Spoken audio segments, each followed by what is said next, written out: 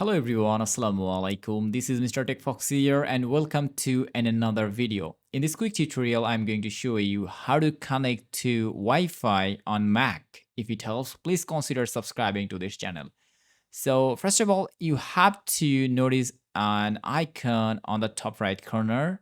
This is the Wi-Fi icon. Look over here. So normally click on it. And here you will see all of the available Wi-Fi networks.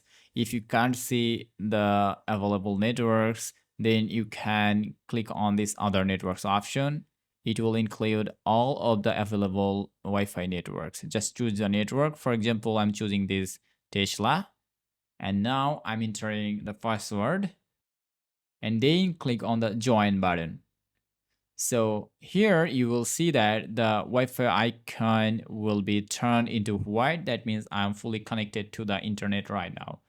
For example, I want to visit a website right now, GG, on the Google search bar. Here you can see that this is the website or search result. So that's all about today's video. Now you know how to connect to Wi-Fi on Mac. Thanks for watching. Allah Hafiz.